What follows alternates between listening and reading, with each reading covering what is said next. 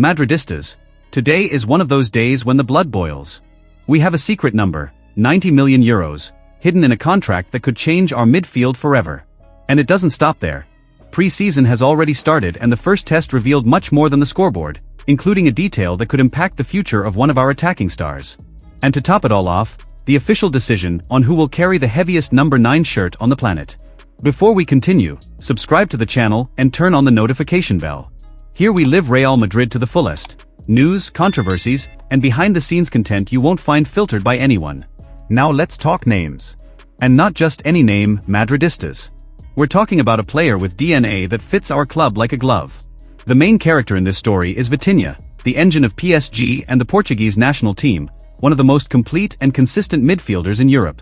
A player who, despite being only 25 years old, already behaves on the field like a veteran used to finals, pressure, and big games. He has a contract until 2029, which, in theory, should mean he is completely protected. But there's a detail, a shortcut hidden in the paperwork, that could change absolutely everything. A release clause valued at 90 million euros that can only be activated in 2026. It's as if a secret door is locked right now, but with a set date to open. And the most curious part, officially, this couldn't even exist. In League One, release clauses are prohibited by law. But football's backstage world is a universe of its own. Player agents and lawyers find creative ways to get around these rules. This is nothing new. That's exactly how Ryan Cherki left Lyon to sign with Manchester City for 22.5 million. The so-called ban exists on paper, but in practice, there's always a parallel contract, a private agreement, or a hidden mechanism to facilitate future exits. And from what it seems, Vitinha is protected by something like this, a secret exit ready to be used at the right time. And why is Real Madrid keeping an eye on him? Because Vitinha's profile is simply the dream of any modern coach. He is dynamic, fearless under pressure, knows how to break defensive lines with precise passes or short runs, and has game-reading skills that few players his age can match. On top of that, he has something Madrid values greatly, personality. Vitinha doesn't hide, asks for the ball in decisive moments, and when the team needs it, he's the one who organizes, speeds up, or slows down the game.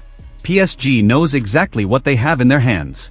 The Portuguese was a key piece in the club's recent titles, helping them dominate domestically, and he was also fundamental in the national team's Nations League win. He's already part of conversations about individual awards, and no one questions his importance. Today?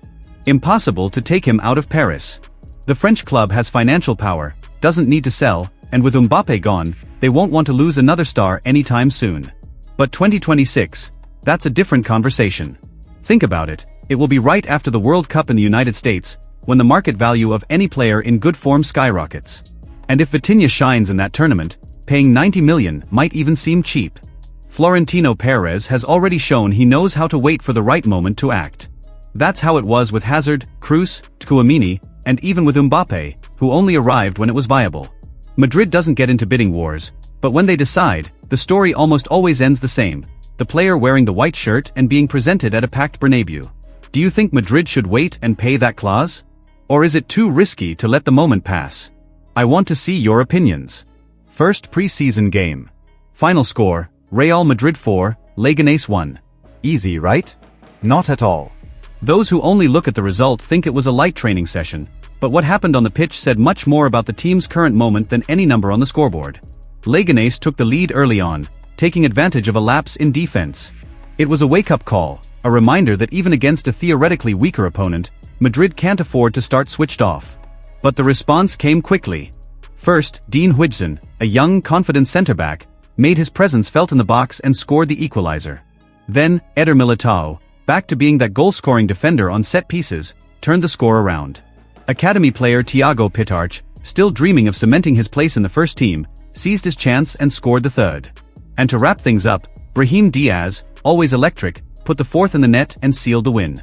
But the real story of the game was in Xabi Alonso's tactics board. The starting 11 drew a lot of attention, Dani Carvajal and Alvaro Carreras at fullbacks, a veteran who is a symbol of grit and a newcomer trying to prove he deserves to stay. Huijsen and Asensio formed the centre-back duo, with Courtois in goal. In midfield, without Jude Bellingham, still injured, Dani Ceballos and Federico Valverde played as interiors, with Brahim Diaz in a central role, almost like a floating number 10 behind the forwards. In attack, the surprise, Vinicius Jr. on the right, Kylian Mbappé on the left, and young Gonzalo Garcia as the central reference. And Rodrigo? On the bench. Yes, the Brazilian, who had been a key player in recent years, started out and only came in during the second half. For some analysts, this is not just a temporary pre-season choice.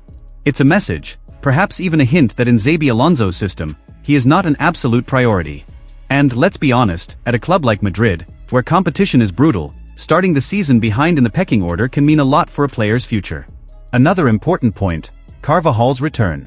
It was 10 months of recovery from a complicated injury, and seeing him start in the first friendly is an encouraging sign. Alvaro Carreras, on the other hand, had his first real chance as a starter since arriving and looked solid, even without much chemistry yet. Among the absentees, besides Bellingham, were Endrick and Ferland Mendy, both injured. None of the three are expected to be available for the team's next test, scheduled for August 12 against WGS Tirol in Austria, a more institutional match, with official club coverage and more eyes on the team's performance. From a tactical standpoint, Xabi Alonso showed he wants an intense team from start to finish. The high pressing after losing possession was clear, and the quick passing to speed up the offensive transition was rehearsed several times. However, for those who know the coach's history, he doesn't stick to a single system. In the Club World Cup, he started with a 4-3-3 and then switched to a 3-5-2. It wouldn't be surprising if this flexibility became a trademark this season, adapting the team to the opponent and the moment in the match.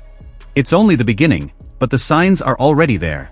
Xabi wants an aggressive Real Madrid, with physical intensity, constant pressing, and offensive mobility. And as always, pre-season isn't just for gaining rhythm, it's to send messages, define hierarchies, and show who's ready to start in the first official game. Now I want to know, who would you choose as the starting front three? Vinicius, Mbappe and? Write it down below. Madridistas. You know that at our club, the number 9 shirt is not just a number. It's weight, it's history, it's synonymous with goals, titles, and pressure.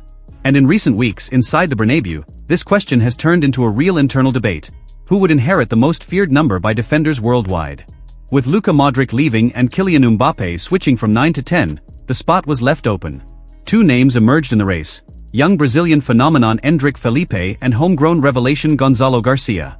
Many swore that Gonzalo had taken the lead in the race, especially after his standout performances in recent months and news that he could start the season as a first-choice striker. But according to the reputable The Athletic, the decision has already been made. The new number 9 of Real Madrid will be Endrick. And the official announcement is expected before the ball rolls next weekend, when the 2025-26 season kicks off.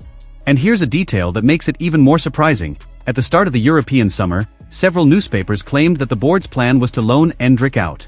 The idea was to start the year with Mbappe and Gonzalo as the two center-forward options, letting the Brazilian gain experience at another club. But Endrick stood his ground. He clearly said he didn't want to leave on loan, that he wanted to fight for his place in the squad now. This stance didn't go down well with some directors, who thought he needed time to adapt to European football.